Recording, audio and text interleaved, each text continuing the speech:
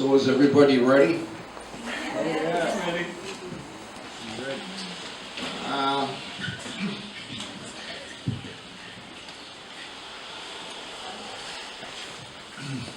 it's called Lines, Lines. When I was a kid, I still am in a lot of ways, I was given lots of orders and directions, like do this, don't do that. Then they got personal.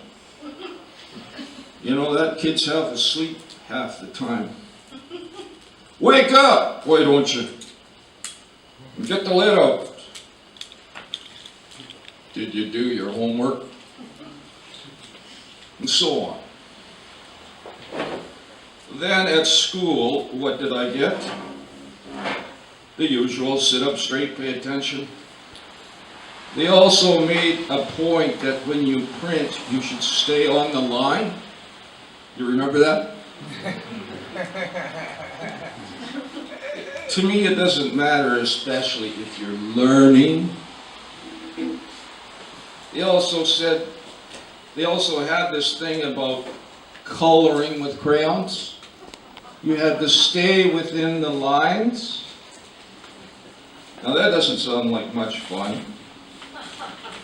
In fact, it sounds kind of regimented, don't you think?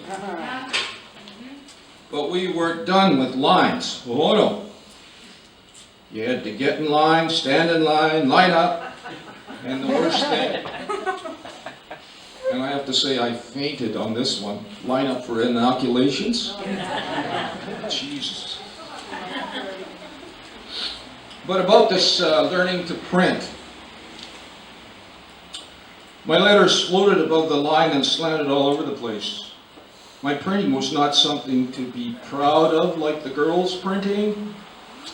I mean, their printing were like works of art, so neat and beautiful and pristine, something to be proud of to take home to mom. The girls were always so well behaved, pretty in their dresses, just so eager to obey teacher and help her and do whatever she said.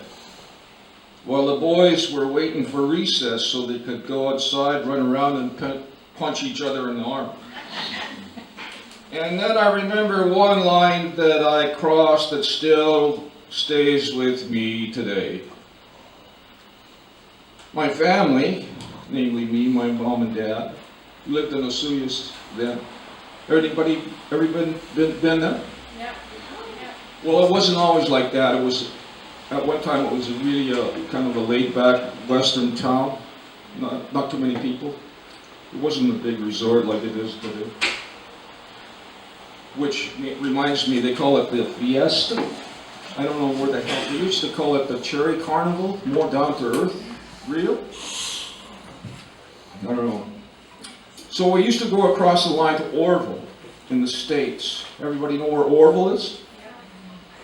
Yeah, you guys been around. We used to go across the line to Orville in the States to go to the show at the Orada on Sunday night. And my dad had this thing going. He used to smuggle stuff across the line because it was cheaper over there. Electrical stuff, he was an electrician. Could make motors purr. So after the show, here's my dad stashing stuff in a secret hiding place in his Model A Chev truck. He'd be there hammering the boards back in the dark while my mother held the flashlight. It was like we were smugglers.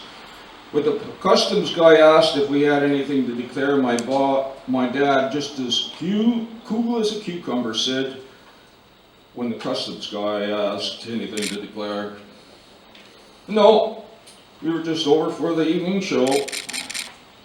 We'd get waved on through, though I remember feeling quite apprehensive about it all. I thought we were going to get caught.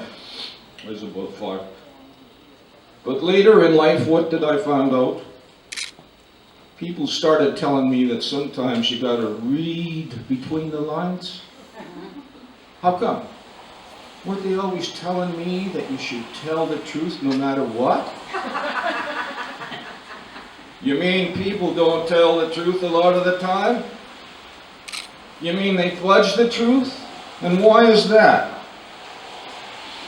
Yeah, the word lying tends a lot of different expressions and meanings. You could drop someone a line, or how about string them a line? And not only that, after all the living that you do, what do you end up with? A bunch of flabby, wrinkled skin with lots of lines on your face, each one earned from all the struggles and worries you've endured through life. It's all there on your face.